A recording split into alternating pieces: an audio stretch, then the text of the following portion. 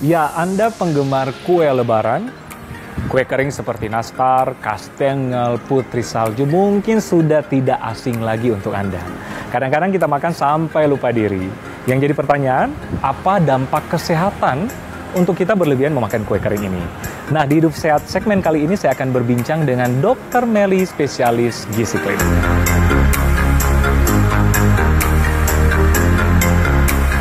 Oke pemirsa, sekarang saya sudah bersama dengan Dr. Melly, spesialis gizi klinik. Ya, apa kabar dokter? Baik dokter, apa kabar? Oke, luar biasa tentunya.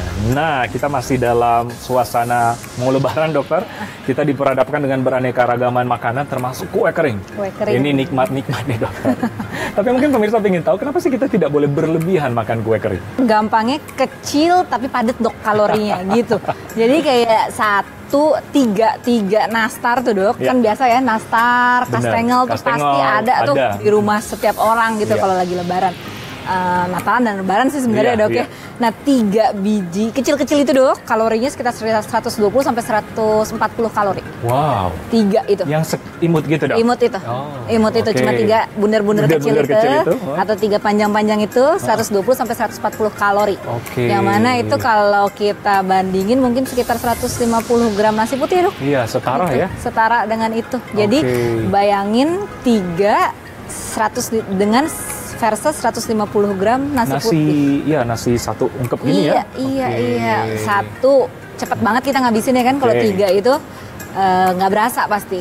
Nggak cukup tuh 3, biasanya 6, mungkin 10, mungkin juga setoples gitu kan dok. Jadi kalorinya bisa buat mencukupi seharian, mungkin lebih dok kalorinya. Sehingga ya itu dia, bahayanya di situ sih dok. Iya. Karena mungkin kue kering kan banyak mengandung mentega, lemak dan sebagainya. Tepung, gula, mentega. Jadi lemak jenuh di situ ada, gula di situ ada, dan tepung terigu di situ ada. Semuanya sebenarnya benar-benar ya kurang sehat gitu ya dok buat kesehatan. Dari kalorinya juga, kandungannya juga. Jadi dia cepat banget akan meningkatkan kadar gula darah. Terus kemudian lemak jenuhnya tadi juga pasti akan berdampak tidak baik dalam tubuh kita gitu. Jadi benar-benar sebenarnya nggak baik. Berarti ya dok. Tidak boleh berlebihan ya? Iya. Icip-icip aja. Icip-icip aja kan. Apalagi yang penyakit metabolik ya. Betul. Kolesterol. Gula.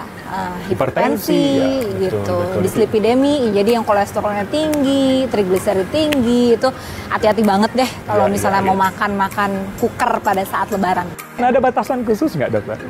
Nah, kalau kita ngomong batasan khusus, balik-balik lagi sama kebutuhan dokter sama aku pasti beda, ya kan? Jadi kita harus benar-benar tahu nih kebutuhan kalori hariannya berapa, dan kalau kita mau konsumsi itu berarti sisa dari kalori harian kita tuh berapa gitu. Jadi harus pinter-pinter menyiasati. Kalau pengen makan kue kering, yang lain apa yang dikurangi? Iya, yang dikurangin apa dan harus ditambah apa gitu. Jadi karena kalorinya gede dengan 3 itu doang, kita harus menambah apa nih? Yang pasti yang kalorinya kecil tapi jumlahnya banyak adalah sayur dan buah. Gitu. Jadi itu harus balance ketika nanti kita berencana konsumsi kue kering pada saat lebaran. Dalam jumlah yang banyak ya.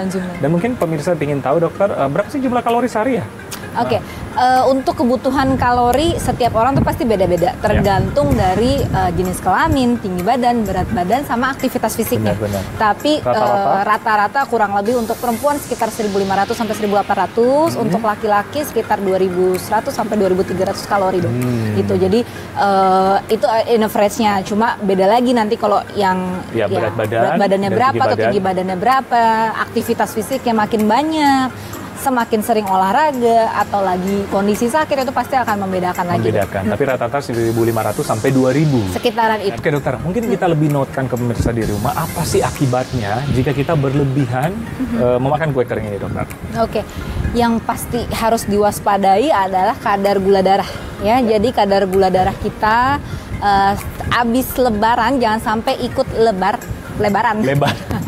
Iya, jadi kadar gula darah sama profil lipid yang wajib-wajib kita maintain gitu ya, atau kita cek rutin. Jadi kolesterol darah, LDL, trigliserid, dan HDL gitu. Kalau memang kita lagi konsumsinya ngaco banget, ya jangan lupa deh kalau setelah itu cek-cek klub terdekat gitu. Jangan sampai tiba-tiba terjadi lonjakan yang sangat luar biasa. Benar. Berarti memang bagi penderita diabetes atau gula darah memang harus ini ya, bijak ya. Betul, apalagi untuk penderita diabetes karena tadi kandungannya kan lebih banyak tepung terigu, lemak jenuh dan gula. Jadi sangat cepat itu dapat meningkatkan kadar gula darah. Jadi itu penting banget bijak untuk mengatur pola diet pada saat nanti hari raya ketika ingin mengkonsumsi makanan pada saat hari raya yang disajikan gitu dok. Untuk penderita penyakit metabolik seperti diabetes, kemudian tekanan darah tinggi, kemudian yang sudah punya stroke mungkin dok, riwayat stroke, kardiovaskular, jadi ada pernah pasang stent jantung misalnya. Terus kemudian sama kolesterol tinggi itu harus diwaspadai. Selain itu ada lagi nggak penyakit yang perlu diwaspadai? Jika kita berlebih makan kue kering. Betul. Secara garis besar sih penyakit-penyakitnya adalah penyakit metabolik yang tadi disebutkan ya dokter. Cuma pasti nanti akan ada tuh dampaknya karena peningkatan berat badan sendiri itu pasti akan menyebabkan kondisi-kondisi penyakit lain, misalnya osteoartritis, radang dari sendi lutut kayak gitu. Memang kue kering kita bisa hindari ya pada saat Lebaran ya. Tapi mungkin ada tips dari dokter makanan pengganti mungkin. Karena kita diperhadapkan dengan banyak makanan kan pada saat Lebaran. Iya betul. Lebaran memang identik ya dengan kue kering dan sajian tinggi santan biasanya gitu ya. Gula. Nah tetap aja kita kan harus menjaga bagaimana mensiasati agar kita tetap sehat tentunya pasca Lebaran. Gimana caranya? Jangan lupa konsumsi untuk serat, jadi untuk sayur dan buah-buahannya tuh jangan sampai kita lupa untuk konsumsi pada saat hari raya. Jadi sajiannya sebisa mungkin nih ibu-ibu di rumah selain menyediakan hidangan wajib Lebaran, tapi juga menyediakan hidangan yang juga tentunya sehat. Seperti misalnya asinan boleh dok, atau rujak buah, atau jus buah yang tidak ditambah gula. Jadi kita juga akan mengencourage orang ya untuk mengkonsumsi makanan yang sehat tersebut untuk mencukupi kebutuhan hariannya yang sehat. Yang penting seimbang lah ya. Betul dok, seimbangnya itu harus tetap dijaga walaupun pada saat hari raya. Setuju banget dokter. Oke, terakhir nih, tips ya otomatis kita harus mengkonsumsi kue kering ya, mau tidak mau ya.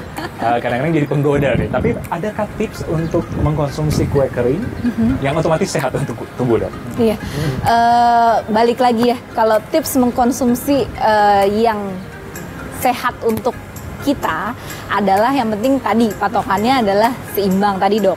Jadi tadi kita udah konsumsi yang seperti itu, protein, serat, buah, sayur itu jangan sampai lupa untuk konsumsi juga pada saat hari raya. Jadi konsumsi dengan makanan seimbangnya tadi itu harus tetap diperhatikan walaupun sajiannya ya kita tahu sendiri ya dok seperti apa hari raya. Gitu. Dan membatasi mungkin ya. Ya betul, membatasi asupan dari si kue kering tadi gitu. Karena kita tahu bahwa tadi kalorinya gede banget dan memang kandungannya sebagian besar tuh nggak terlalu baik ya dok buat tubuh. Oke.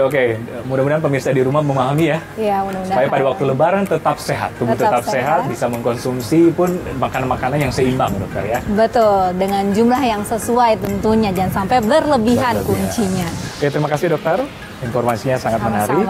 Yang penting pemirsa kita bukan melarang untuk memakan kue kering, tapi bijaklah dalam memakan kue kering otomatis ya.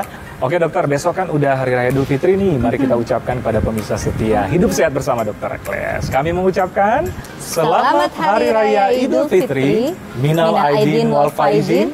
Mohon maaf lahir dan batin.